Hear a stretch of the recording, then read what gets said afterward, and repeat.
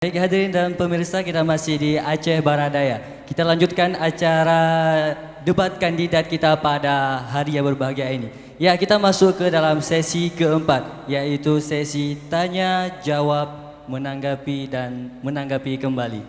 Ya, masing-masing calon nanti menanyakan pertanyaan kepada kandidat yang telah diambil nomor undian kemarin. Itu pertanyaannya diberi waktu 30 detik untuk bertanya, lalu untuk menjawab diberi waktu 1,5 menit.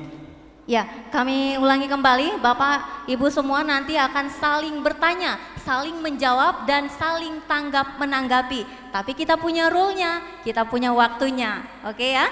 Setiap pertanyaan akan kami berikan waktu 30 detik dan ketika menanggapi pertanyaan kami berikan waktu 1,5 menit. Oke, waktunya ada di atas sana. Sebelum kita mulai, kita niatkan dulu dengan hati yang bersih, dengan kelemah lembutan supaya apapun yang Bapak Ibu lakukan adalah untuk satu Aceh Barat Daya. Siapapun nantinya terpilih sama saja untuk kebaikan Aceh Barat Daya. Setuju ya? Setuju ya semua yang ada di sini, tidak membuat kericuhan. Yang di atas sana semua bagus, semua baik untuk Aceh Barat Daya. Kita doakan, amin ya rabbal alamin. Oke, siap ya? Siap, kita akan mulai dengan kandidat yang pertama, kandidat pasangan nomor urut berapa? Nomor urut 1 akan bertanya kepada pasangan nomor urut ke-6. Oke, Bapak Ibu, kita mulai dengan pertanyaan pasangan nomor urut 1 kepada pasangan nomor urut ke-6.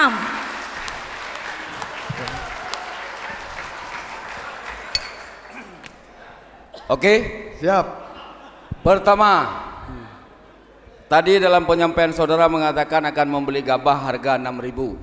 Pertanyaan saya, cukup duit enggak itu pemerintah? Yang kedua, apa saudara berwenang menetapkan harga gabah dan dasar hukumnya apa? Yang ketiga, pemerintah tujuannya bisnis atau bukan? Makasih. Oke. Terima kasih. Yang pertama, bahwa pemerintah pada prinsipnya tidak diperkenankan untuk berbisnis, Kanda Akmal. Nah, jadi oleh karena itu kita mengharapkan ke depan bagaimana fungsi BUMD ini benar-benar dapat berperan aktif. Karena secara filosofis bahwa BUMN dan BUMD itu hadir ke sektor-sektor di mana memang pemerintah tidak dapat hadir di sana. Jadi saya melihat bahwa keterbelakangan, ketertinggalan, kemiskinan para petani sekarang, salah satu faktor utamanya bukan persoalan karena pupuk dan juga bukan persoalan karena bibit, tapi lebih dikarenakan memang ketidakpastian harga pasca panen. Jadi oleh karena itu kita mengharapkan ke depan, Kanda, nanti BUMD yang ada itu kita efektifkan, dan untuk menyehatkan agar BUMD ini bisa berjalan dengan baik, kita akan join partner dengan swasta, sehingga manajemennya itu manajemen swasta, tapi sahamnya itu lebih banyak pemerintah. Ini tidak dalam rangka membeli sebenarnya, kemudian bagaimana menjamin, ya kan, kemudian nanti kita semacam beri subsidi. Kemudian yang kedua, kita memang akan membangun pabrik padi modern nantinya. Jadi kita jangan lagi jual gabah ke Medan, berasnya ya akan kita keluarkan ke Medan. Nah, jadi itu kira-kira gambaran Kanda Akmal. Jadi tidak ada hubungan dengan bisnis, tapi murni semata-mata semacam. Terima kasih Bapak. Selanjutnya tanggapan dari penanya. Baik, jadi ini supaya tidak bohong-bohongan. Yang pertama, dengan luas lahan 23.000, biaya untuk membeli padi di Abdia ini satu kali panen itu 900 miliar, dua kali panen 1,8 triliun. Pemerintah kalau melaparkan pegawai cuma punya uang 1,2 triliun. Yang kedua, kewenangan tidak ada Bupati, itu kewenangan menteri. Jadi jangan salah-salah. Yang ketiga, kalau 6.000 berapa beras harus dijual, itu akan mengancam keamanan pangan, dan pemerintah akan melakukan operasi pasar. Oke. Lebih dari 7.000, 8.000 rupiah per kilo. Pemerintah akan memerintahkan Dolok untuk melakukan operasi pasar. Pak Muklis mau jual kemana padinya? Makasih. Ya. Oke. kami berikan Terima kesempatan kasih. terakhir, 1,5 menit terakhir untuk menanggapi. Yang pertama, bahwa yang harus Kanda fahami, tidak semua gabah itu dijual. Karena masyarakat kita juga mengkonsumsi. Kalau kami hitung-hitung, dasar penjualan itu sekitar 50.000 ton. Ya, tidak lebih, yang lainnya dikonsumsi. Yang kedua, kemudian ingin kami sampaikan bahwa dengan kita sanggah harga gabah, itu tidak otomatis harga beras itu akan naik. Karena kenyataannya selama ini harga gabah kita dibeli 4.500. Yang beli itu orang Medan. Dia datang kemari bawa truk, kemudian dikembalikan ke Medan, kemudian dia jual lagi ke kita, kita masih beli. Artinya apa?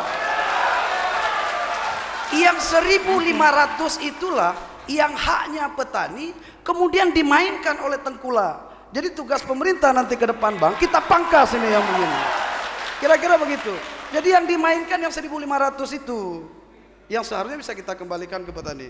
Terima kasih. Oke, cukup ya.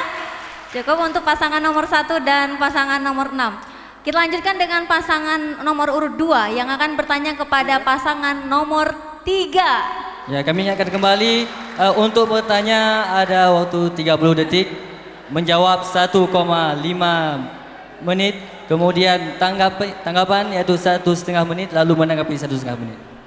Terima kasih Bang Hasbi, tenang dong. Tenang. Santai. Lo utanya yang apa yang Anda rasakan. Yang pertama kali saya tanya kepada Pak Hasbi, rekan saya, bagaimana kalau Anda itu, saudara itu kalau jadi bupati, cara mengelola keuangan negara yang pro rakyat, efektif dan bisa dinikmati kepada semua orang. Kalau kita bagi dengan jumlah penduduk, tidak bisa kita capai 1 juta per orang. Bagaimana menurut Anda untuk meningkatkan atau menekan angka kemiskinan rakyat? Terima Baik. kasih.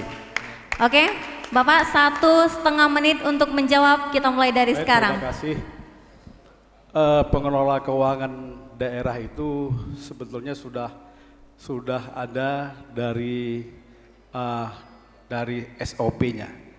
Jadi kalau memang anggaran yang sudah kita plot untuk satu sektor itu tidak bisa kita pindahkan untuk sektor lain. Karena kalau misalnya dari sektor satu kita pindahkan ke sektor yang lain, contohnya sektor pertanian kita pindahkan ke sektor perkebunan, itu nanti kelihatan dia tidak sinkron. Oleh karena itu penggunaan anggaran di daerah itu sudah diatur oleh sekretaris daerah. Terima kasih. Terima kasih, silahkan ditanggapi. Tidak, sebenarnya begini Pak Hasbi. Kalau masalah anggaran ada kebijakannya, kebijakannya itu ada di pimpinan, bukan kepada sekretaris daerah. Semua ada program skala prioritas. Apa saja program skala prioritas sesuai dengan kebutuhan rakyat Abdia, bukan hanya plot dengan SOP yang ada Pak Hasbi. Kalau itu saja, ini malah menambah nanti hancur-hancuran Abdia. Jadi bagaimana kita menekan angka kemiskinan? Ini mohon maaf Pak Hasbi, kita juga belajar dari, saya juga pengalaman di pemerintahan 30 tahun. Dan pernah menjadi tim anggaran, juga panitia anggaran, juga cukup pengalaman saya di Bapeda. Jadi alhamdulillah saya tahu masalah ini. Jadi kalau Bapak Hasbi plot tidak sesuai dengan Undang-Undang Dasar Negara Republik Indonesia pada pasal 33 ayat 2 tentang kesejahteraan rakyat Republik Indonesia. Terima kasih. Selanjutnya silakan ditanggapi. Adinda Muazzam yang terhormat. Baik tiga amda, nyangkotnya panena. Sebenarnya masalah anggaran itu kita nggak bisa main-main. Karena anggaran itu adalah milik rakyat, bukan milik pejabat. Jadi segala sesuatu yang sudah kita anggarkan itu pasti ada persetujuan dari DPRD. Bukan seenak gue, bukan seenak lo. Yang sudah diresmikan, yang sudah disetujui oleh DPRD itu, kemudian itu yang akan kita jalankan. Cuma tinggal DPRD itu mengawasi benar atau tidaknya. Kalau misalnya pemerintahannya korup, pasti ada neko-nekonya, win-win solution. menurut Bapak senang. Tapi itu yang kita jauhi, perbuatan-perbuatan keji itu. Demikian, Dek Muazzam. Ya, Terima kasih. saya perlu tanggapan sedikit. Tidak Oke, karena Pak. waktu terbatas. Fungsi DPRK beda dengan fungsi Bapak, legislatif. Waktunya sudah habis, disediakan. Bapak. Mohon Cuma maaf. sedikit tanggapi. Oke, mungkin nanti Oke, bisa di. kita berikan tepuk tangan dulu. Oke, baik kita lanjutkan. Calon kandidat nomor urut 3 bertanya kepada calon kandidat nomor urut 9. Oke, kita ke belakang supaya jangan ada yang tertutupi. Kami persilakan kepada nomor urut Urut 3. tiga. Maksud kami untuk bertanya ke nomor urut 9. 30 detik dimulai dari sekarang. Yang terhormat nomor urut 9, adinda saya. Di sini ada salah dari misi-misi Anda ini pengembangan pusat pertumbuhan ekonomi baru di wilayah pesisir dan wilayah pergunungan. Saya menanyakan yang dikatakan pengembangan pusat ekonomi baru itu yang mana di wilayah pesisir, dan bagaimana kalau Anda mengembangkan wilayah pergunungan? Syarat-syarat apa aja dan program-program apa yang Anda lakukan? Silakan Anda jawab. Oke, silakan dijawab 1,5 detik, 1,5 menit maksud kami mulai dari sekarang. Terima kasih atas pertanyaannya. Yang kami maksud dengan pusat-pusat pertumbuhan ekonomi baru di pesisir dan di pegunungan adalah pengembangan wilayah pesisir dan wilayah pegunungan menjadi sentral ekonomi baru. Di wilayah pesisir itu ada dua. Yang pertama adalah tangkap dan budidaya. Kalau kita lihat mulai dari Lembah Sabil sampai ke daerah Suso, itu bisa kita kembangkan kawasan budidaya. Kita bisa mendatangkan ahli yang lebih bagus dikembangkan udang jenis apa faname atau windu. Kemudian salah satu kawasan pesisir itu di kawasan Lama Muda. Kita punya danau yang sangat besar yang sampai sekarang potensi ekonominya tidak ada. Dalam pengembangan kawasan di pegunungan, yang masalahnya adalah yang pertama akses jalan yang tidak ada. Jadi yang paling penting kalau mengembangkan ekonomi di pegunungan itu akses jalan harus sampai ke kebun-kebun masyarakat. Di pegunungan nanti yang harus dilakukan menurut kami yang pertama ada dua. Kita akan menjadikan Abdia sebagai pusat pengembangan ikan kerling di Aceh. Dan ini kami sudah bicarakan dengan Dinas Kelautan dan mereka sepakat. Dan yang kedua kita akan mendatangkan ahli-ahli tanah untuk meneliti apa yang cocok di gunung-gunung kita untuk kita kembangkan. Terima kasih. Baik. Yang saya tanya tadi langkah pengembangan baru itu, misalnya budidaya udang. Jadi apa saja yang akan Anda mulai pada saat Anda mengajak masyarakat, mari kita budidayakan udang. Apa saja yang Anda berikan fasilitas ke rakyat, yang pertama. Yang kedua, gunung kita itu sebahagian besar milik TNGL. Jadi susah sekali kalau misalnya kita akan mengadakan perkebunan di sana. Belum apa-apa nanti kita sudah berhubungan dengan mereka. Katanya itu Gunung Loser, dia bilang itu milik internasional. Jadi sekarang masyarakat Abdia ini susah sekali untuk mengembangkan pegunungan itu. Karena belum apa-apa harus ditegur. Bagaimana cara Anda kalau Anda ingin mengembangkan pegunungan itu? Terima kasih. Yang pertama yang harus dilakukan itu adalah membuat master plan. Master plan di kawasan. Jadi kita tidak hanya mengembangkan tambak saja, tapi kita menganalisis secara master plan. Jadi ada wilayah yang kita kembangkan tambak, ada wilayah kawasan perhijauan, ada kawasan itu para wisata. Itu bedanya dengan hanya mengembangkan tambak. Jadi kawasan, sebelum kita melakukan intervensi, yang harus dilakukan itu master plan-nya dulu. Master plan-nya dan pusat-pusat percontohan. Seperti di Lama Muda, itu yang harus dilakukan untuk Lama Muda itu apa? Ada studi. Lama Muda itu bisa jadi yang pertama pusat ekonomi baru, yang kedua itu wisata, yang ketiga pusat penelitian. Itu yang harus dikembangkan. Kemudian kalau kawasan pegunungan, memang benar bahwa gunung kita bersentuhan langsung dengan TNGL. Tetapi di luar TNGL saja itu tidak diberdayakan secara maksimal karena masalah akses jalan tadi. Juga yang terakhir yang paling penting adalah intervensi dalam pasar. Dalam pasar ini paling penting. Jangan sampai nanti ketika kita suruh tanam masyarakat ubi jalar nggak tahu dibawa kemana, nanti dibawa ke kantor bupati. Kalau misalnya Kalau misalnya yang harus setelah diteliti oleh ahli tanah yang cocok mungkin untuk kawasan Kuala Bate itu adalah jagung, kita tanam jagung. Pemerintah dari awal sudah memikirkan jagung yang ditanam ini mau dibawa kemana. Jadi pendekatan ini itu komprehensif mulai dari awal Waktunya sampai sudah akhir. habis. Oke. Cukup? Terima kasih. Terima kasih. Oke, baiklah untuk selanjutnya. Pada diam semua. Ini terkesima atau kita pause dulu. Terkesima dengan jawabannya atau seperti apa ini, luar biasa ya. Oke, kita lanjutkan kembali pasangan dengan nomor urut 4. Nomor urut 4 akan bertanya kepada siapa kira-kira? Kepada pasangan dengan nomor urut 2. Siap. Terima kasih Pak Adinda Muazzam. Ya, lanjut.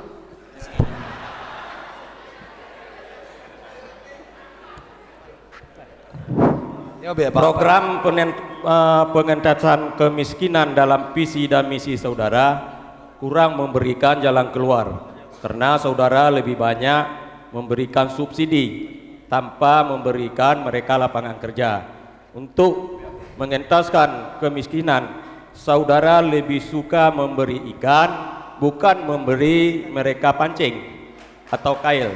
Closing remark. Coba saudara jelaskan mengapa langkah ini yang saudara lakukan untuk pengentasan kemiskinan.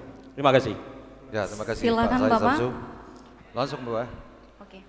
Pertama kali di Aceh Barat Daya ini kita tidak boleh bermain-main dengan anggaran dan tidak boleh bermain-main dengan sistem. Karena kita ketahui sama-sama Pak Said, Bang Said, juga Bang Nafis, bahwasanya selama ini yang dilakukan oleh pemerintah Aceh, bukan Aceh Barat Daya, Aceh, belum ada potensi yang bisa menjanjikan untuk menekan ekonomi rakyat, untuk menekan kemiskinan. Belum ada. Saya lihat dari 10 tahun yang terakhir semenjak tsunami tidak ada. Malah ini berkisar antara iya dan tidak. Istilahnya kalau bahasa jalan santai itu jalan di tempat. Jadi kalau ini kita lakukan setiap saat dan masyarakat selalu berada di garis kemiskinan, kemudian ini akan dekat dengan kekufuran. Yakinlah Pak Said, kalau ini kita lakukan setiap saat, ini tidak akan berakhirnya. Dia hendak pulih-pulih kata Nawa Aceh. Tetapi kita berikan sebuah fasilitas, sebuah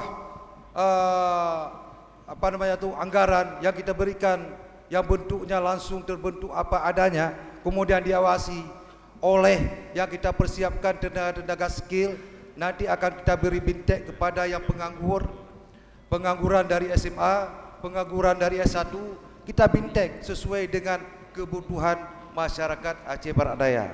Jadi dalam hal ini kita Pak Said, tolong kalau kita jadi Waktunya sudah habis. Ya, terima Mohon kasih. maaf, Bapak. Ya, silakan ditanggapi 1,5 menit dari sekarang. Iya. Yang saya maksud bukan ya bansos itu tidak bisa menurunkan kemiskinan. Artinya kita juga untuk menuntaskan kemiskinan ini adalah program-program yang sifatnya adalah bukan saja bantuan tetapi juga yang kami ingin sampaikan begini Pak Muazzam. Kalau hanya dengan bansos, saya rasa uang anggaran Aceh Barat Daya ini saya rasa tidak cukup. Sebab semua masyarakat berhak di segala sektor. Jadi kalau hanya kita memberikan bukan sektor, bukan kita program yang kita lakukan adalah sebuah program hanya bantuan, saya rasa kemiskinan di Aceh Barat Daya ini saya rasa tidak bisa tertangani.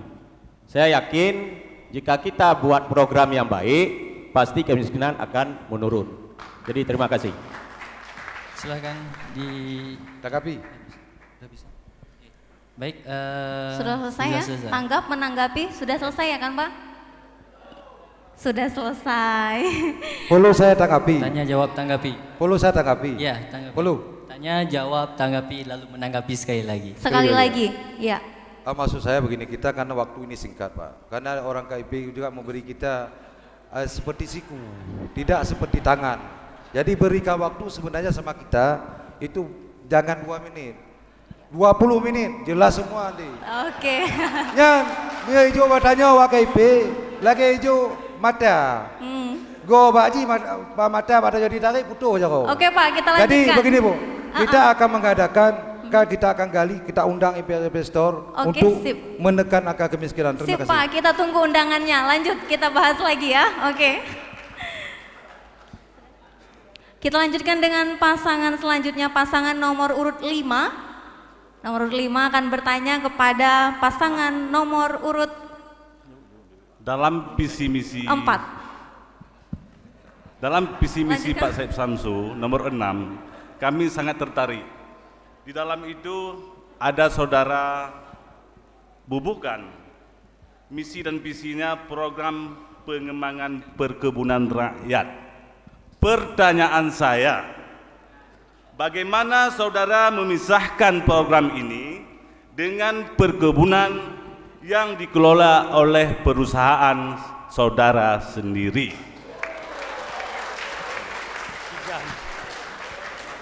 Terima kasih. Mungkin ini pertanyaan bukan aneh. Ini mau keterangan. Jadi artinya kalau kita membuat perkebunan rakyat yang selama ini kita juga membuat kebun rakyat. Tapi mungkin baik secara pendanaannya dan juga kelanjutan biayanya yang selama ini mungkin tidak sampai pada titik tujuan. Artinya perkebunan rakyat selama ini hanya sekedar membantu bibit dan juga membantu lokasi. Dan tentang pembiayaan selama masyarakat itu belum menghasilkan penghasilan, itu juga perlu biaya. Oleh karena itu kami juga merencanakan setiap lahan tidur baik yang ada di pergunungan sesuai dengan tata ruang, kami akan manfaatkan, akan membangun kebun rakyat, community, kopi juga pinang. Oleh karena itu, kami yakin angka kemiskinan di Aceh Barat Daya melalui perkebunan ini yang permanen akan berkurang.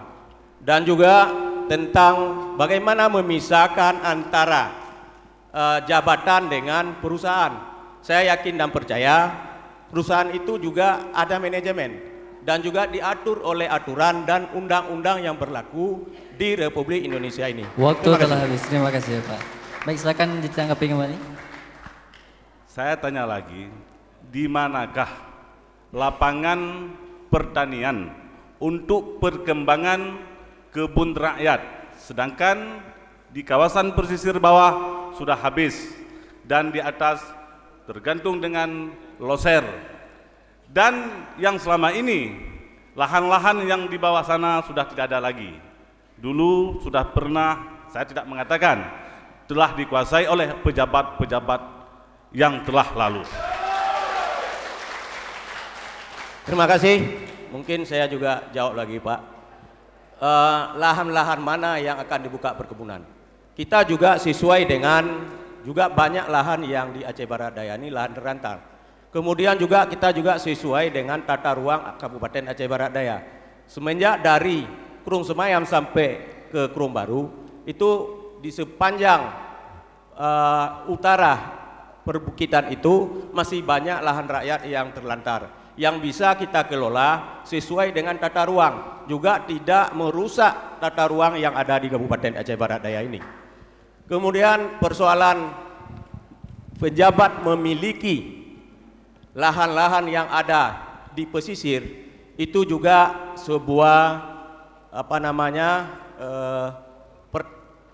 kritikan terhadap mungkin siapapun pemimpin ke depan, ya itu juga harus dikaji ulang kembali sesuai dengan aturan yang berlaku di negara kita ini. Terima kasih. Oke, cukup ya. Kita berikan tepuk tangan sekali lagi yang sangat meriah. Suasana sudah cukup panas ya, sudah seru. Pertanyaan-pertanyaan yang dilemparkan cukup menarik ya untuk Luar biasa. dijawab dan disikapi oleh para masing-masing calon kandidat. Oke pemirsa yang ada di rumah, masyarakat Abdia, tetap Anda yang menjadi juri yang sebenarnya di rumah Anda saat ini. Pilih siapa yang menurut Anda sesuai dengan Kabupaten Aceh Barat Daya. Kami akan kembali usai jeda berikut ini. Tetaplah bersama kami.